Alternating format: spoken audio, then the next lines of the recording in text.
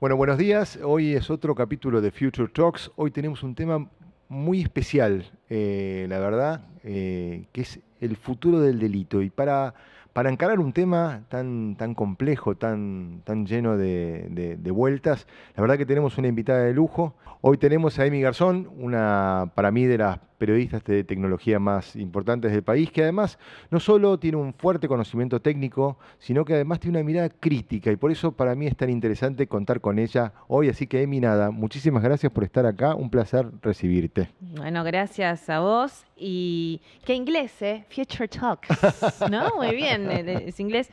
Y gracias por el tema del conocimiento técnico. Hay, para aclarar y para ya pensar en los próximos por lo menos 2, 3 años, hay mucho humo en cuestiones tecnológicas porque hay mucha guita Sí, detrás. Entonces, de repente, inteligencia artificial general, de repente todo se vuelve autónomo y de repente cuestiones que están pasando vinculados con delitos que vamos a hablar ahora, que están sucediendo, de eso no se habla y de ese nivel de complejidad y el uso de AI como militarizado, ¿no? Entonces, también vinculado con el periodismo, en Argentina no hay un periodismo tan crítico en cuanto a lo tecnológico. Si estamos pensando hace algunos años atrás, no quiere decir que en lugares de nicho y eso no estaba, pero muchas veces era esto de tecnología, sos la que da los truquitos de WhatsApp sí, sí, como la y que presenta los celulares, los ¿viste? celulares, era como, bueno, sos la chica del clima, ¿viste? Como, Sí, y sí, la sí, chica del clima tuvo que estudiar un montón para claro. dar el clima, y no es solo la que aparece ahí y ya. Y después hay algo que es ser mujer en este mundo, y por suerte tengo una red con la que trabajo, que muchas veces me dan su aval, o hasta te diría como cierta potencia, ¿viste? Cuando de repente decís algo y quieren aparecer 5 o 10 pibes, porque es así, Sí. a corregirte y no ven el problema sustancial, están peleando por eso y no están pensando en la gente, ¿no? Entonces, nada, gracias por lo que dijiste.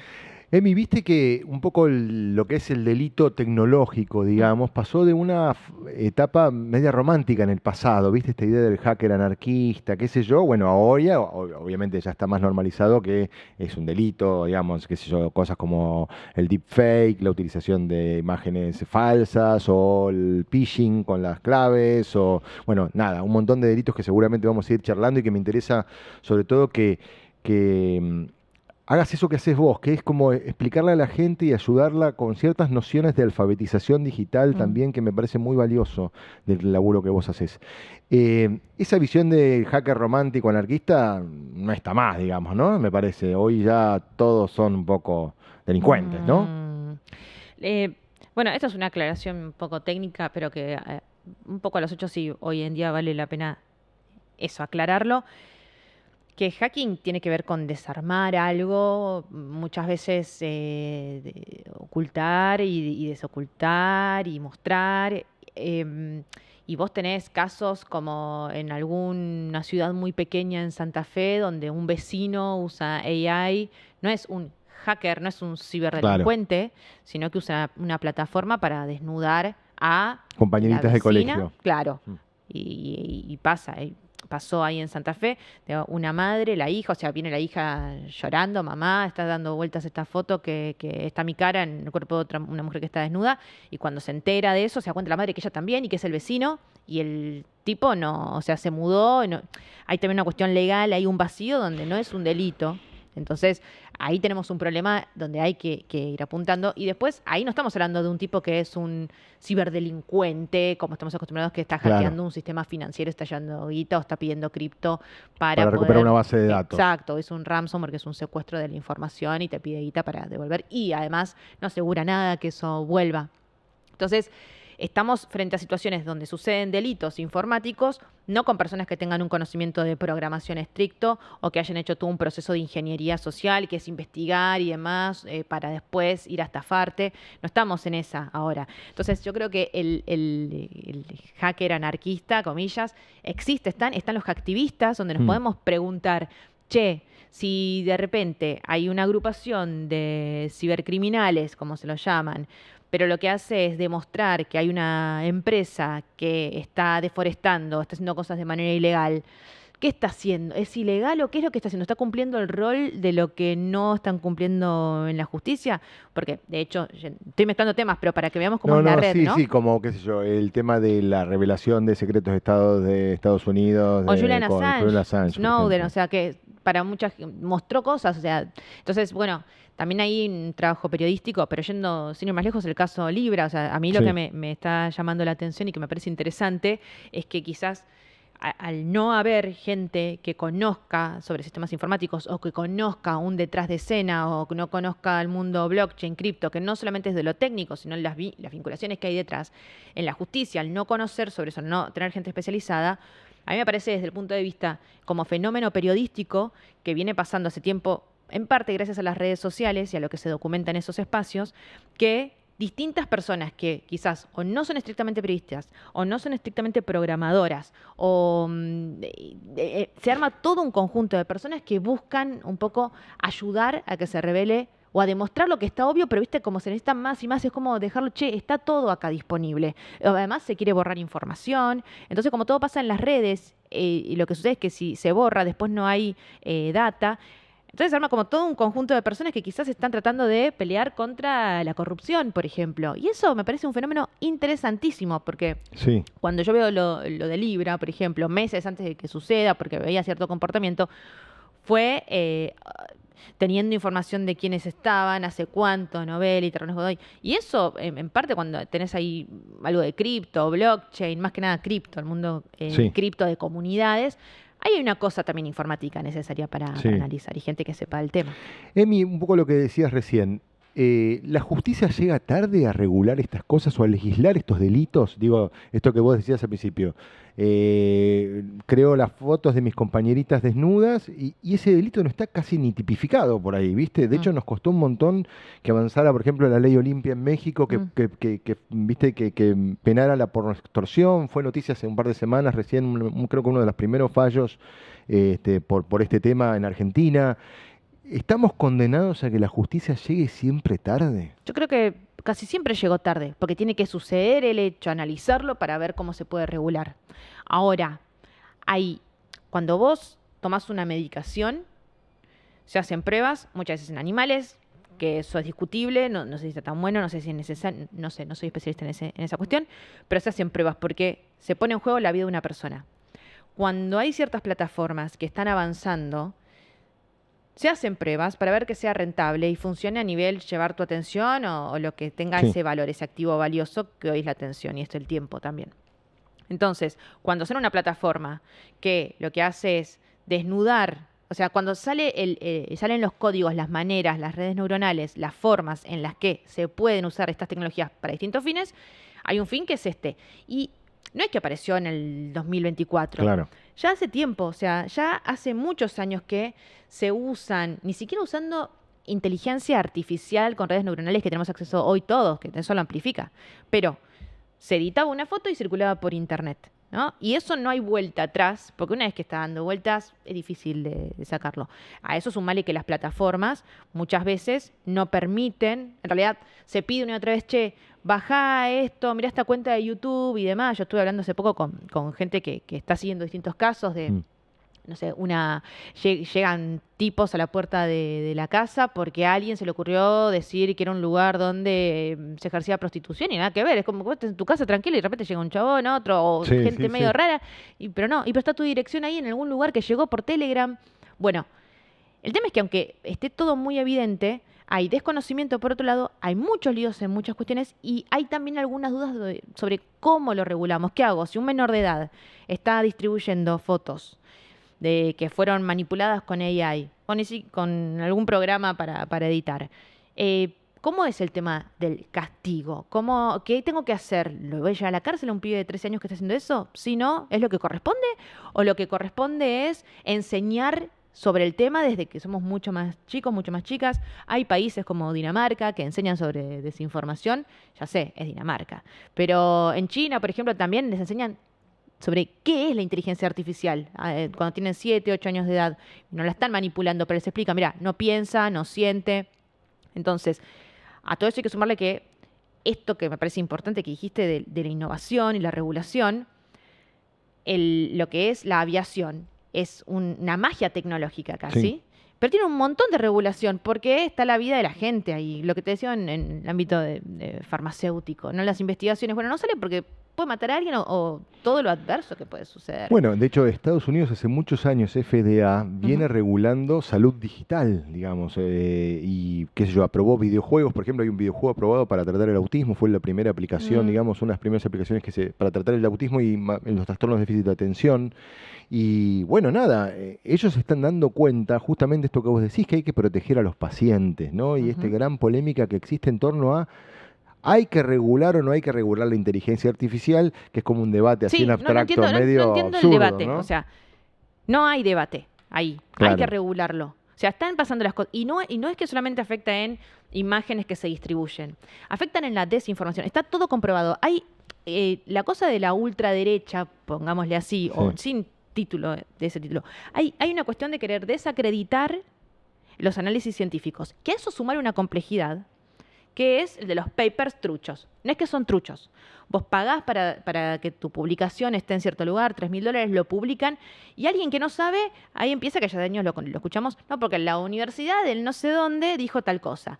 Bueno, pero ya empiezan a aparecer en medios de comunicación publicaciones que no tienen un gran sustento, que quizás la muestra son 20 casos, 70 casos, y no son 10.000 casos, y le dan una relevancia tal que pareciera que es cierta. Entonces, si encima desacreditamos que, no sé, el cambio climático no sucede, que está demostrado, o que muchas cosas más, ponele, no suceden, Sí. pero está demostrado científicamente y que igual la ciencia nunca tiene una respuesta final, sino que lo que tiene es una pregunta posible posterior.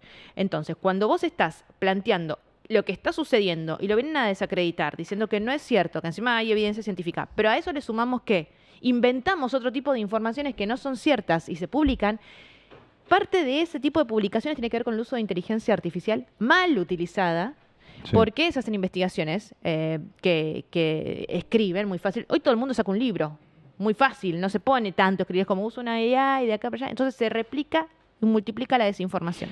Incluso en el marco de esto que vos estás diciendo de la necesidad de la regulación de la inteligencia artificial, digamos, hay por lo menos 3 aspectos, digamos. Uno es el que vos decías, de la protección del usuario, digamos, viste, que me parece que es muy importante. Sí. Un segundo aspecto tiene que ver justamente con que la tecnología, nada, sea transparente, que no tenga también cosas ocultas, etcétera, etcétera. Sí. Pero un tercer aspecto que no se toma tanto en cuenta y que debería tomarse en cuenta es que me parece que también las inversiones van a llegar en contextos regulados, digamos, ¿viste? Yo hace poco estuve en Coruña, que es un poco la oficina de inteligencia artificial europea, la primera de todas las que se armaron, y ellos piensan la regulación también en este sentido, digamos, esta idea de, bueno, ¿quién va a invertir miles de millones de dólares para desarrollar una inteligencia artificial sin saber cuál es la regulación que la va a amparar o no la va a amparar el día de mañana, digamos, porque puede cambiar la regulación y vos invertiste un montón en un lugar? Es decir, que también la regulación garantiza seguridad jurídica, viste, que es un término que le gusta mucho usar hasta a la gente de ultraderecha, como decís vos, y que sin embargo no quieren regular, ¿no? Pero también es parte de darle garantías a la innovación, me parece, la regulación, ¿no? Sí. Tanto la tecnología como ese tipo de regulaciones tienen una mirada ética y detrás de ella hay política. O sea, no hay tecnología que no sea política porque está construido por personas. Como que pareciera que es la inteligencia artificial o las inteligencias artificiales están, no sé, salen mágicamente. Y hay estrategias de marketing detrás para eso. Entonces, si yo muestro solo las cosas, comillas, buenas, pero todo el mundo está viviendo una adicción a los celulares, está viviendo... hay informes que demuestran que menores de edad tienen tendencia a estar mucho más tristes por compararse. Y la ansiedad. Y ansiedad el suicidio también. Adolescente. Sí, altísima tasa de suicidio adolescente. Entonces, ese marco regulatorio, ¿cuál tiene que ser?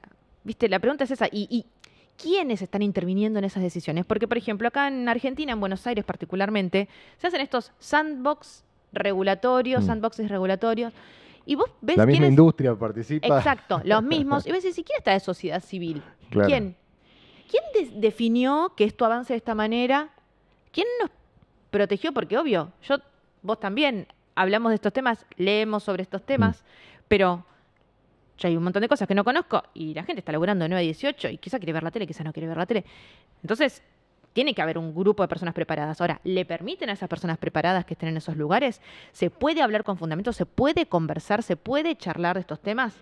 no hay debate, ¿viste? Entonces yo de repente digo esto, con mi opinión y demás, y hay un montón de gente que va a decir, no, pero esa no es típica, porque a mí siempre flequillo, zurda, no sé qué, todo por decir, che, no. Regulemos la inteligencia Claro, artificial. o sea, algo que se dice en todo el mundo, en sí. Europa es habitual, no es algo raro lo que vos estás diciendo. No es raro, pero no es conveniente quizás. Claro. Y también acordate que estamos en el sur global. Sí. Lugar de extractivismo, de datos Sí. y también a nivel videojuegos. Yo entrevisté a una chica que es una capa en gaming que habla de política y videojuegos de Lituania. Y ella, que siempre lo pensamos, pero todo lo que usamos, los dispositivos, lo que sea, los materiales con los que se hacen, vienen del sur global. Y después el capital central está en el norte global. ¿Qué pasa ahí? Hay un tema. Entonces, ¿cuál es la conveniencia?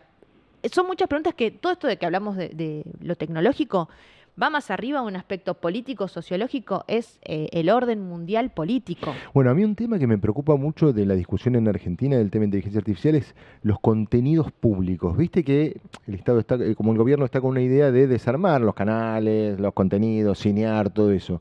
¿Qué pasa con esos contenidos, yo me pregunto? Porque serían grandes contenidos que serían muy útiles para construir una inteligencia artificial argentina y que esa inteligencia artificial exprese en el concierto internacional, como decís vos, bueno, por lo menos nuestra identidad global, digamos, ¿no? Y cómo el gobierno ni lo ve este tema, al revés, está pensando cómo elimina y se saca de encima esos contenidos que son valiosísimos, efectivamente, para algo, ¿no? No sé cómo lo ves ese tema. Y se habla como una especie de nuevo colonialismo, o la siliconización del mundo por Silicon Valley, distintos autores, pero saliendo de esa cuestión, a ver, cuando Argentina gana el Mundial, todos hinchando por Argentina, viva Argentina y demás, y después nos olvidamos que nuestros aspectos culturales, y no solo de Argentina, de cada país, ¿no? Sí, del sur, de global, como decís vos. Del sur global, o de repente si España, el de España, y el de China, y el de Japón, o sea, ese manejo más local tiene que existir y también hay que quitar ciertas barreras y fantasmas y eso implica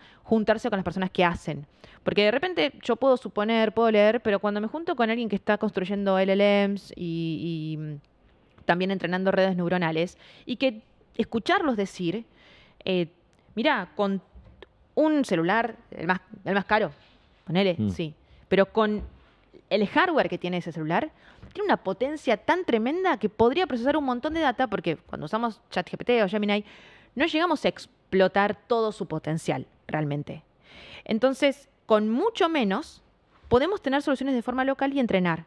Existe Latam GPT, que básicamente Chile lo está impulsando y ellos tienen como una métrica para ver en la región cómo viene el avance de AI. Y ellos están impulsando esto que sea más bien regional. Y ahí se necesita también hardware, temas de datos y cuidado de los datos. Acá en Argentina estamos muy atrasados en esa cuestión. Y entonces existen soluciones. El tema es hasta dónde o se nos oculta solamente o por qué no investigamos. Pasa con muchos temas que tenemos esto. Sí, somos lo más, tenemos talento, pero después se va todo porque también hay una cuestión económica, es lógica.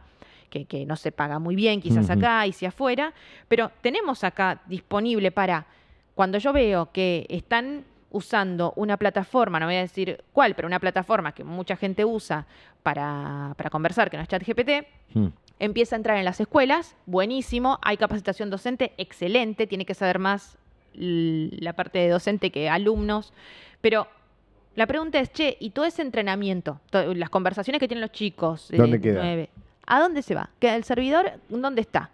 Y en Europa, la Unión Europea tiene regulación para eso, incluso en desinformación, en Brasil también se trabaja. Pero, ¿acá dónde va? Porque buenísimo, es necesario, pero te lo doy gratis. ¿Pero qué significa ese gratis? Que estás entrenando con las conversaciones de los chicos. Claro. Y si hay un ciberataque ahí, que ya tuve una conversación hace poco que le pregunto, ¿y cómo estás haciendo? ¿Los docentes están aprendiendo a usar AI? ¿Y cómo lo enseñan después a los chicos técnicamente? Sí, lo que pasa es que no los dan gratis. Y le digo, yo como periodista, tranquilamente te digo, mira, estás trabajando con chicos vulnerables, porque eso es una fundación, estás tratando de hacer la mejor, porque posta es darle una herramienta, pero están los nombres, los apellidos, data de los docentes, qué tipo de educación, qué respuestas dan, todo eso lo pueden medir, todo eso se puede llevar a otro lugar y si yo hago un ciberataque puedo acceder a esa información. Deberías tener un servidor local, porque la verdad es que un chico de 15 años, en general, por la que tenés que enseñar, no necesitas que las redes neuronales estén al máximo. No necesitas eso. Tenés que enseñar pensamiento crítico.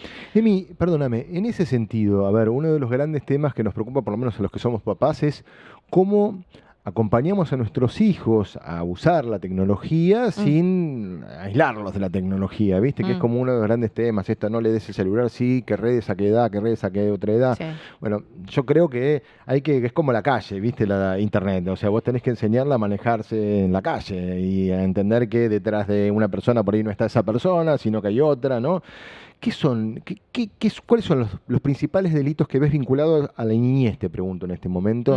¿Y qué te parece, o cuáles te parece que serían las estrategias de los padres para poder acompañar a sus hijos en esa trayectoria sin esto de no uses el celular nunca más en tu vida, ¿no? No uses nunca más en tu vida el celular. Pero por otro lado, y me parece importante traer este tema, los dark patterns, que son aquellos patrones diseñados a nivel diseño de plataformas para que vos estés mucho tiempo ahí. Se llaman dark patterns, está detectado. Por ejemplo, unas zapatillas que están advertising, o sea, publi en las redes sociales. Había uno que era muy gracioso hace un tiempo, pero para que se den cuenta que es un dark pattern, que vos lo veías, estabas en una red social, lo veías, y había como una linita, como si fuera un pelo tuyo. Y claro, lo querías sacar, era a propósito, lo habían hecho desde ahí para que vos ya hagas clic y después viene todo su proceso por cantidad de clics, etcétera, y que entres. Eso es un dark pattern. Que estés scrolleando de forma infinita es un dark pattern y está diseñado de esa manera. ¿Por qué digo eso frente a tu pregunta? Porque es importante saber que las plataformas se diseñan de esa manera para tener tu atención. Y como padres, madres, me parece que lo que hay que hacer antes que todo es, si vos le estás diciendo a tu hijo, un nene, una nena, che, no uses el teléfono, vos no uses el teléfono tampoco delante. Lo que los adultos responsables, padre, madre, tío, tía, abuela, lo que sea, estamos al lado de alguien que es menor, que alguien que es chiquitito, que está conociendo el mundo, para acompañarlo en eso, como vos dijiste. Hablaba ayer con un investigador que me decía, mirá, cuando vos le estás dando un celular, que me parece excelente su analogía, cuando vos estás dando un celular, es como que abre una puerta y está entrando en un lugar a la calle, claro. Pero cuando vos lo dejaste, no sé, a los 12 años, bueno, está bien que vaya a la plaza con los amiguitos, estás como, ¿estará bien? Y va a poder cruzar la calle, y si alguien le dice esto, estás así. Pero con lo que es online, no. Y hay formas, no sé, las indexaciones que tiene Google, de repente, a mí me ha escrito una mamá una vez, diciéndome, Emi, yo le comparto tus reels. Mis reels no son para menores de edad en sí, no dicen nada malo, pero son complejos a veces. Entonces me dice, mira, le compartí esto de algo de Twitter, de ex. Vino mi hija llorando. Acá el dato es, tienen un vínculo de conversar. La hija fue llorando y acongojada y con un poco de vergüenza. Imagínate si hay papás que no están presentes y demás, que cada uno hace lo que puede también a eso.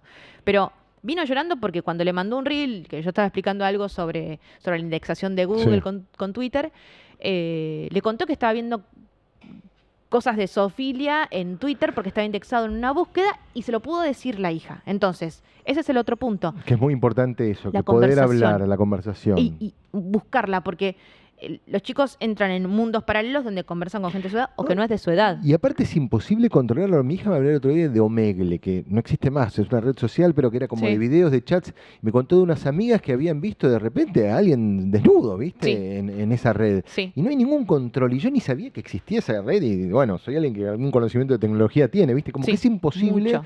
Vos tenés que, yo siento, que enseñarle esto que vos decías, así como le enseñás, vas a la plaza, cuidado, no agarres un caramelo, no hagas esto, no hagas lo otro, cuidado cuando te dan algo de tomar. Así como le enseñás a vivir en la vida, también tenés que bajarle como esa línea para que ella pueda cuidarse en Internet, porque lamentablemente vos no podés estar al lado de ella en todos lados, me parece, ¿no? Hay un tema de educación en la escuela.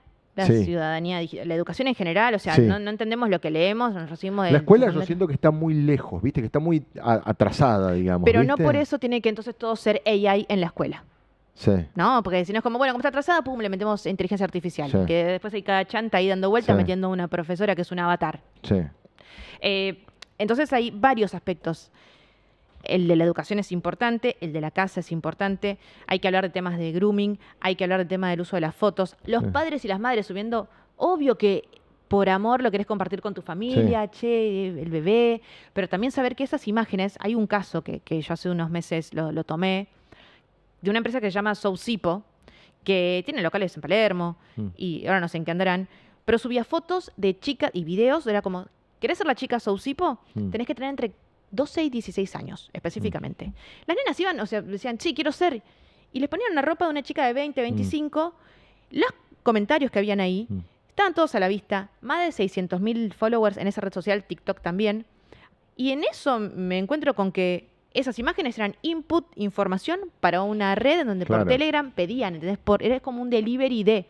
Entonces, yo denuncio eso, no pasa nada, y después finalmente creo que Meta por alguna razón lo bajó, pero son comportamientos que están sociales, pero muy, muy accesibles y de pedofilia. Entonces, tenemos la cuestión de la educación en la casa, en la escuela, nosotros teniendo conversaciones con los chicos, mostrando también, yo sé que es difícil para un papá o una mamá, porque hablo mucho con ellos y me dicen, sí, pero si se lo mando yo, nosotros fuimos adolescentes, no, me dice mi vieja, pero me lo hizo un par. Entonces tenemos que también este mensaje dejarlo a más personas. Y otro riesgo tiene que ver con el mundo cripto, finanzas y demás.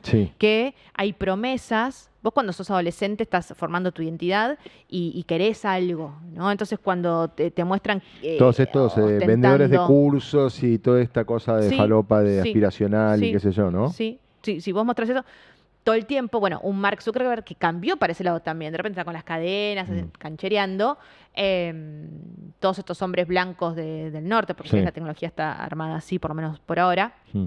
Cuando vos tenés billeteras virtuales, que no hay regulación, y gente que está dirigiendo las tecnologías, que no les importa la educación tampoco, es como, bueno, arréglense, ahí hay un gran riesgo. El tema es cuando tienen hijos y se empiezan a dar cuenta qué es lo que está pasando. Y sobre los casos de grooming es tremendo, periodistas investigando en Twitch, ¿viste? Porque no te metes a Twitch, yo quizás no nos metemos, pero desde ahí, contactando.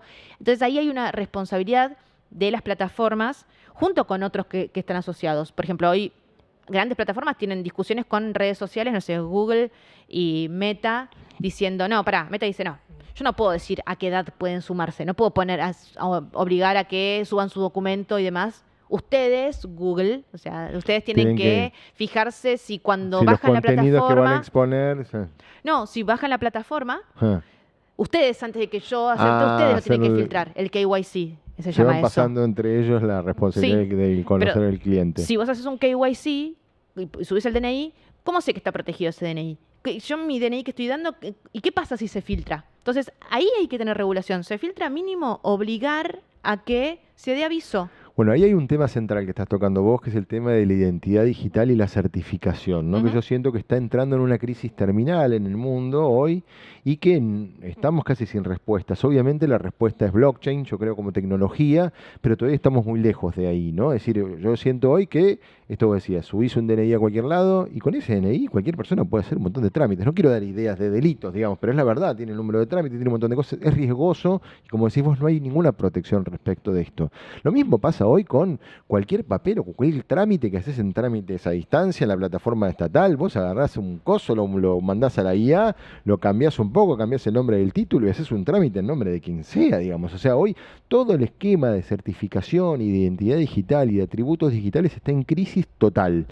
Y los estados todavía están como muy lejos de esta discusión, ¿viste? En algunos lugares en Europa está la discusión del blockchain europeo, en Suiza hubo un plebiscito sobre identidad digital donde se reafirmó que el Estado sea aquel que brinde esos servicios y no los privados, que era una ley que había salido, digamos, es todo un debate que hay en el mundo, pero que todavía cuesta un poco plantearlo, ¿no? Pero que creo que va a ser cada vez más veloz, por esto que vos hablabas de los usos de la IA, con la accesibilidad de la IA, o sea, hoy todo el sistema de certificación y de identidad digital está en crisis terminal y no sabemos cómo lo vamos a reemplazar, ¿no?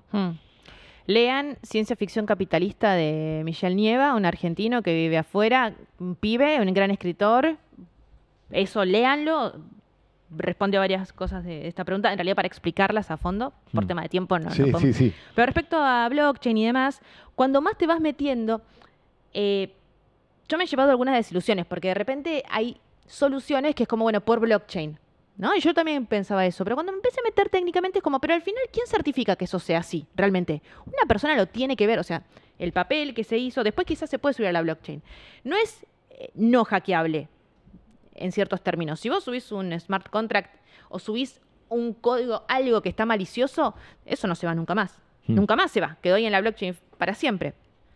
Y otra pregunta que nos tenemos que hacer es, ¿quién genera los problemas para esas soluciones?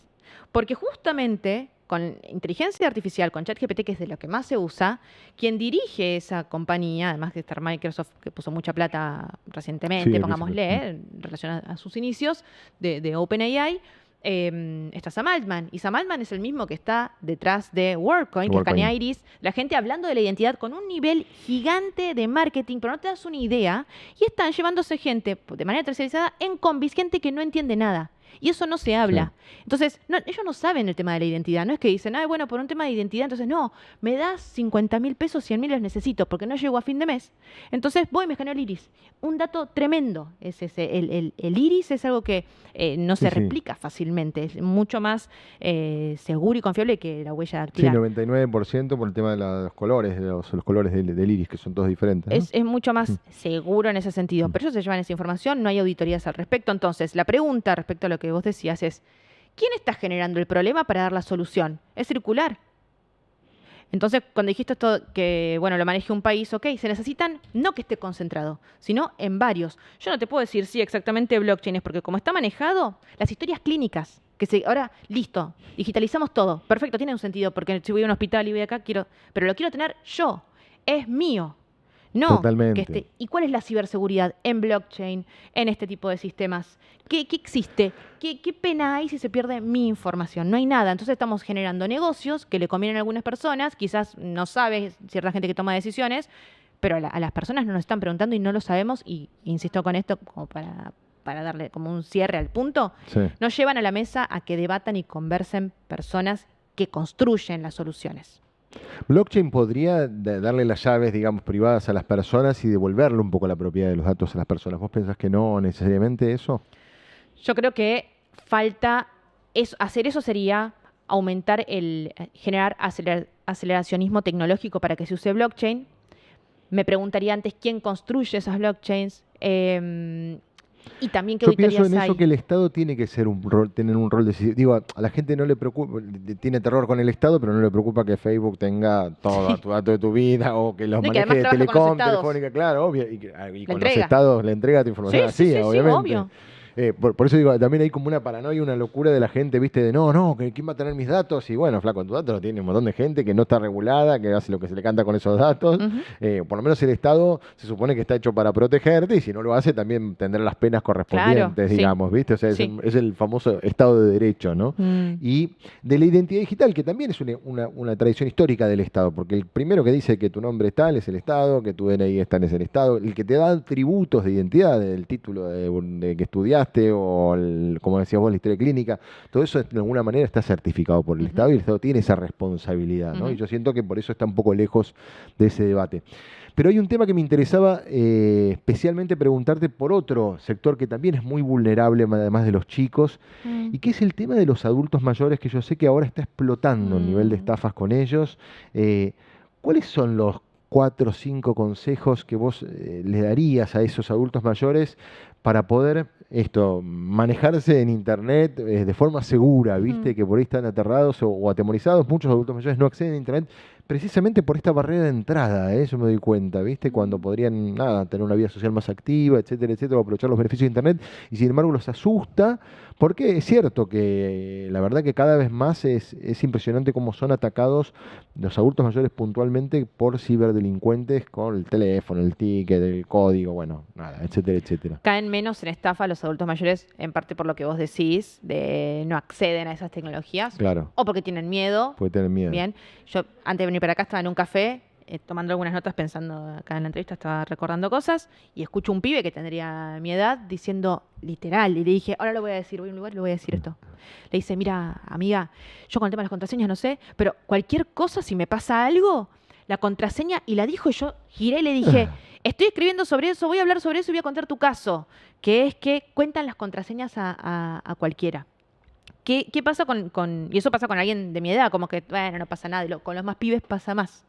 Pero con los adultos mayores, bueno, primero que hay una cosa yo me olvido de todo, y a veces veo gente más grande que también se olvida, pero yo a veces me olvido más de las cosas. No